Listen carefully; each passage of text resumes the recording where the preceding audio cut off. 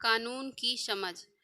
तो ये कक्षा 8 की पुस्तक है जिसके माध्यम से हमें ये बताने का प्रयास किया गया है कि कानून क्या है, कानून कितने प्रकार का होता है, कानून की ज़रूरत क्या है।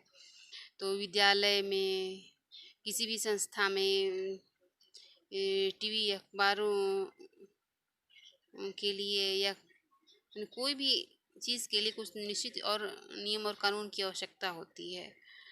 और जैसे स्कूल में नामांकन कराना है तो केजी का एक खास उम्र निश्चित किया रहता है, वन का खास उम्र निश्चित किया, मतलब सारे क्लास का एक अलग अलग नियम रहता है। इतना जानना चाहिए और इतना एज होना चाहिए, आदि आदि। तो उसी तरह से देश को भी चलाने के लिए कुछ निश्चित नियम और कानून की ज़रूरत पड़ती है। तो कुछ संवैधानिक कानून होते हैं और कुछ सामान्य कानून होते हैं। तो संविधान में उल्लिखित नियमों को संवैधानिक कानून कहते हैं। संवैधानिक नियमों के अनुरूप बनाए गए या अपनाए गए अन्य कानून सामान्य कानून की श्रेणी में आते हैं। इस बात को ध्यान में रखिएगा। संवैधानिक नियमों के अनुरूप बनाए गए या अपनाए गए अन्य कानून सामान्य कानून की श्रेणी में आते हैं। उत्तराधिकार कानून, वैवाहिक कानून, दंड विधान आदि हमारे देश में सामान्य कानून है। तो विवाह कानून में क्या, अलग अलग धर्म का अलग अलग रीति रिवाज है, लेकिन सभी रीति रिवाजों को कानून के द्वारा मान्यता दी गई है। संपत्ति, व्यक्ति, सरकार के बीच व्यवहार, आपराधिक घटनाओं, व्यक्तियों की सुरक्षा को नियंत्रित करने वाले कानून को सार्वजनिक कानून कहते हैं। संपत्ति, व्यक्ति, सरकार के बीच व्यवहार, आपराधिक घटनाओं तथा व्यक्तियों की सुरक्षा को निश्चित करने वाले कानून को सार्वजनिक कानून कहते हैं। उपभोक्ता संरक्षण अधिनियम, सहकारिता कानून, दंड विधान आदि सार्वजनिक कानून हैं। सार्वजनिक कानून को दो भागों में व्यक्त किया जा सकता है, दीवानी कानून और फौजदारी कानून। दीवानी कानून के अंतर्गत जमीन, जायदाद, विवाह इत्यादि के झगड़ों की स्थिति में लगने वाले कानून को फौजदारी कानून के अंतर्गत तो दीवानी कानून जो है जमीन जायदाद मैंने पैसे से संबंधित जो विवाद होता है वो दीवानी कानून के अंतर्गत आता है। और लड़ाई झगड़ा, हत्या, चोरी, डकैती ये एक फौजदारी कानून के अंतर्गत आता है। संपत्ति, व्यक्ति, सरकार के बीच व्यवहार, आपराधिक घटनाओं तथा व्यक्तियों की सुरक्षा को नियंत्रित करने वाले कानून को सार्वजनिक कानून कहते हैं। तो अभी हम लोग जाने कानून दो प्रकार का होता है, दीवानी कानून और फौजदारी कानून। दीवानी कानून के अंतर्गत जमीन, जायदाद, विवाह इत्यादि के झगड़ों की स्थिति में निपटने वाले कानून एवं फौजदारी कानून के अंतर्गत लड़ाई झगड़ा, हत्या, चोरी, डकैती आदि अपराध के लिए लगने वाले कानून हैं। तो यहाँ पे समझाया गया है कि कानून दो तरह का होता है, संवैधानिक कानून और सामान्य कानून। संविधान में वर्णित कानून संवैधानिक कानून है और संविधान के नियमों के आधार पर जो कानून राज्यों के द्वारा बनाए जाते हैं वो सामान्य कानून है। तो सामान्य कानून कौन कौन से हैं? सार्वजनिक कानून और व्यक्तिगत कानून। सार्वजनिक कानून में दीवानी कानून और फौजदारी कानून आते हैं। दीवानी कानून कौन सा है? तो जमीन, जायदाद, विवाह इत्यादि के झगड़ों की स्थिति में लगने वाले कानून इसके अंतर्गत आते हैं। फौजदारी कानूनों के अंतर्गत लड़ाई झगड़ा, हत्या, चोरी, डकैती आदि अपराध के लिए लगने वाले कानून इसके अंतर्गत आते हैं। तो इस तरह से हम लोग कानून के प्रकार के बारे में इस चैप्टर के अंतर्गत कानून के प्रकार के बारे में हम लोग को जानकारी मिली। फिर आगे है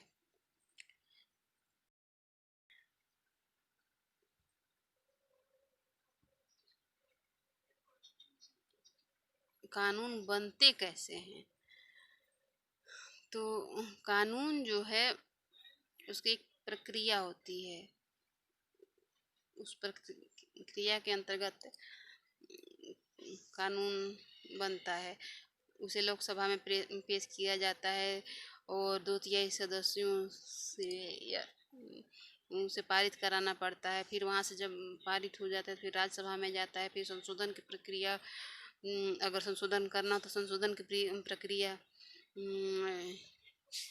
की जाती है। अगर पारित नहीं होता है तो रद्द भी हो सकता है। पारित हो गया तो फिर वो पारित कानून राष्ट्रपति के पास जाता है और राष्ट्रपति के हस्ताक्षर के बाद वो कानून बन जाता है। तो यहाँ यहाँ पे उसका समझाया हुआ है कि जनता द्वारा पहले मुद्दा उठाया जाता है और जनता जब किसी खास चीज़ के लिए कानून बनाने की मांग करती है तो उसे संबंधित विभाग के पास सुझाव एवं विधेयक निर्माण के लिए भेज दिया जाता है। उसके बाद मंत्रिमंडल विधेयक को संसद में पेश करता है। उसका मूल उद्देश्य एवं समय निर्धारित होता है। भारत में संसद के 2 सदन हैं, लोकसभा एवं राज्यसभा। सामान्यतः विधेयक को किसी भी सदन में रखा जा सकता है।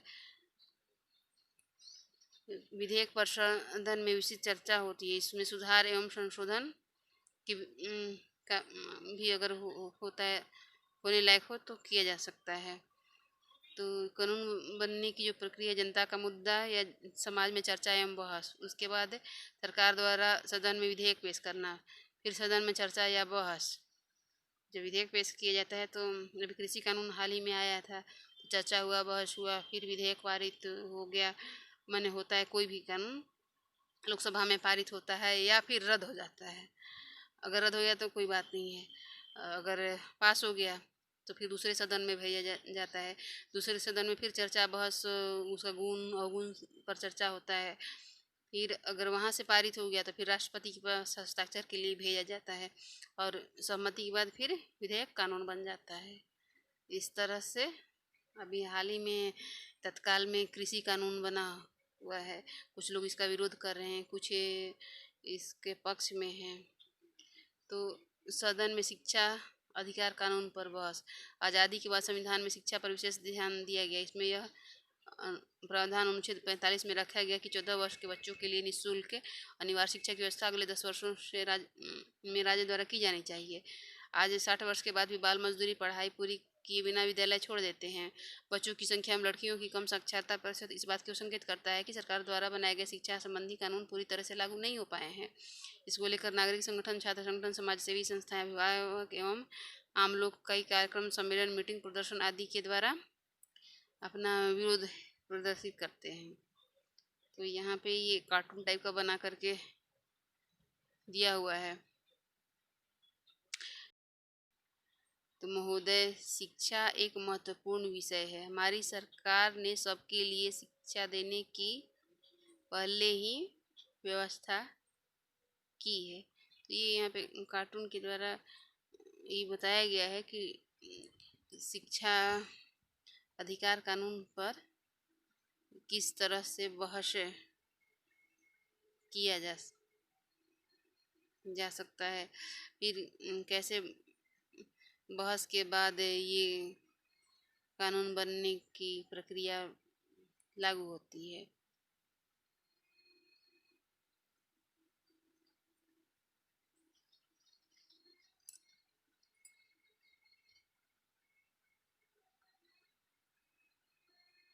हमारे देश में कई तरह के विद्यालय चल रहे हैं जिनकी वजह से एक जैसी शिक्षा व्यवस्था करना संभव नहीं है।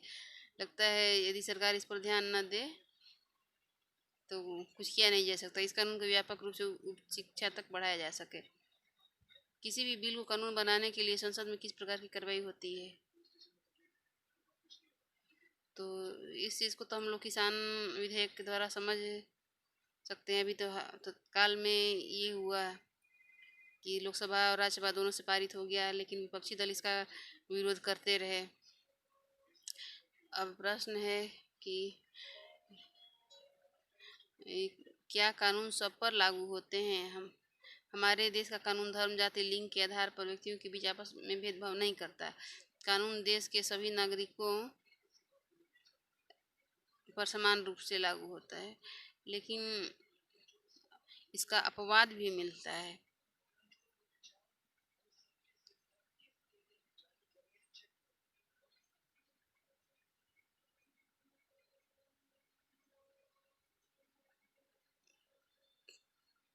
जनता की आवाज़ सबसे महत्वपूर्ण होती है। जनता की आवाज़ टेलीविज़न, रेडियो, आम सभा, ज्ञापन, धरना प्रदर्शन आदि के द्वारा व्यक्त की जाती है।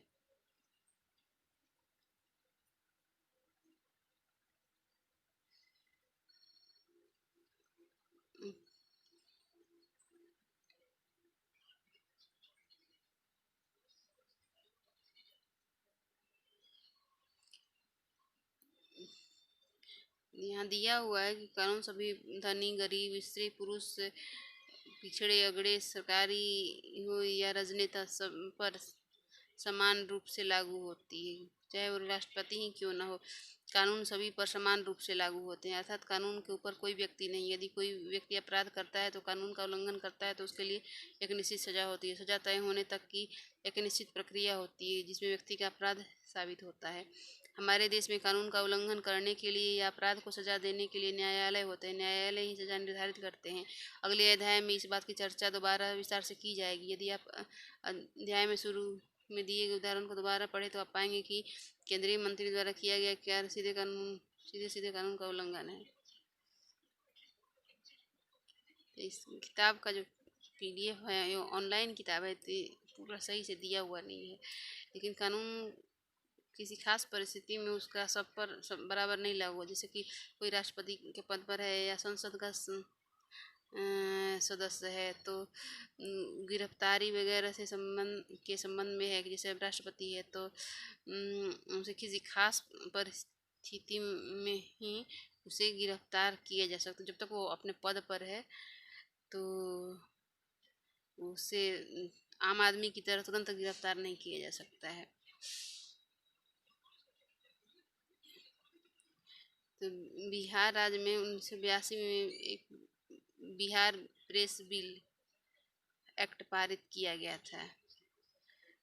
तो इस कानून में ऐसी बातें लिखी गई थी जिनका सहारा लेकर राज्य सरकार की आलोचना होने लगी। किसी भी व्यक्ति अखबार पत्रिका से जुड़े सभी लोगों को दंडित किया जा सकता था। सरकार की आलोचना करने पर आरोप आसानी से लगाया जा सकता था कि अमुक ने अपने विचारों की लापरवाही का व्यक्त किया है। इससे लोगों के हितों की हानि पहुंची। इस कानूनों से विचारों को व्यक्त करने की स्वतंत्रता को मौलिक अधिकार किसी भी तरह से रोक लगाई जा सकती है। इस कानून का लोगों ने लिखकर धरना प्रदर्शन अन्य माध्यमों से इसका जमकर विरोध किया। 1982 में आपातकालीन स्थिति लगा था। तो उस समय जो है देश में प्रेस वगैरह पर काफ़ी पाबंदियां लगाई गई थी। उसी समय जयप्रकाश नारायण जो है वो नेता के रूप में उभर कर आए और बड़ा जन आंदोलन किया। उनके जन आंदोलन में ही बिहार में कई तरह के नेता उत्पन्न हुए जो उस टाइम उन्हीं के सहयोग से उत्पन्न हुए। लेकिन बाद में उन्होंने नेता पद का गलत इस्तेमाल किया और लूट खसोट बड़े पैमाने पर किया। यहाँ नेता इस तरह का है कि जनता गरीब की गरीब रह जाती, जनता वहीं की वहीं रह जाती है और ये नेता अरबों खरबों के मालिक हो जाते हैं। और इनका संपत्ति अचानक से इतना बढ़ जाता है कि ऐसा न्यूज़ चैनल के माध्यम से ही बताया गया है कि वो वर्षों तक इनकी कई पीढ़ियां बैठ के खा सकती है। इतनी संपत्ति ये जनता के पैसे से जुटा लेते हैं। तो आप भी अपने अगल बगल देखते होंगे कि जब चुनाव का टाइम आता है तो नेता लोग आगे पीछे झूमने लगते हैं। हमने तो अपने आँख से कितना बार देखा है। लेकिन वहाँ का सिचुएशन कुछ नहीं बदलता है, बस चुनाव के टाइम में कुछ पैसे दे करके मत खरीद लिए जाते हैं और वही राजनेता फिर से पैसे के लोभ में लोग उसको वोट दे देते हैं और वही राजनेता फिर से आ जाता है। इसलिए हमारे राज्य का विकास नहीं हो पाता है। नेता को ईमानदार होना चाहिए जिससे कि देश और राज्य का विकास हो सके। तो यहाँ स्वार्थी तत्व बहुत ज़्यादा मात्रा में है। इसलिए हमारे देश और राज्य का विकास जिस गति से होना चाहिए उस गति से नहीं हो पाता है। लोग वादा बहुत सारा करते हैं लेकिन जब जीत जाते हैं तो अपने वादों को पूरा नहीं करते। तो आपातकाल के विरोध में जयप्रकाश नारायण जी ने पूरे भारत में जन क्रांति आरंभ की थी जो आगे चलकर संपूर्ण क्रांति के नाम से प्रसिद्ध हुई। दमनकारी कानून का लोगों ने ऐसा विरोध आरंभ किया कि सभी वर्गों के लोग सड़कों पर उतर आए। इस क्रांति का उद्देश्य नागरिक स्वतंत्रता के साथ भ्रष्टाचार महंगाई बेरोजगारी का निवारण और समाज में परिवर्तन भी था। तो अभी नागरिक कुछ शिक्षित हुए हैं लेकिन ये नेता चाहते ही नहीं कि नागरिक शिक्षित हों। अशिक्षित रहेंगे तो उनको आसानी से बेवकूफ़ बनाया जा सकता है। इसलिए हमारे देश का सरकारी स्कूलों का स्थिति खराब है। अगर सरकारी स्कूल में अगर अच्छी पढ़ाई, अच्छी शिक्षा दी जाने लगी तो प्राइवेट स्कूल वगैरह के समकक्ष ये सरकारी स्कूल भी आ जाएगा। लेकिन ऐसा नहीं होता है, ऐसा नेताओं की वजह से ही होता है। तो यहाँ दिया हुआ है कि सन 1974 से 1976 तक लगाए गए आंतरिक आपातकाल के दौरान प्रेस और बोलने की आज़ादी पर सख्त रोक लगा दी गई थी। इसका उदाहरण देते हुए चंडीगढ़ के एक प्राध्यापक बताते हैं कि उस टाइम अगर कोई बोल देता था तो स्कूल में जब शिक्षक पढ़ाते थे तो पुलिस जो है उनका ये चेक करता था, किताब चेक करता था या ध्यान दिया जाता था कि कहीं ये भड़काऊ पाठ तो नहीं पढ़ा रहे हैं, सरकार के विरोधी पाठ तो नहीं पढ़ा रहे हैं। तो अभी के लिए बस इतना ही। फिर मिलते हैं अगले वीडियो में, तब तक के लिए धन्यवाद।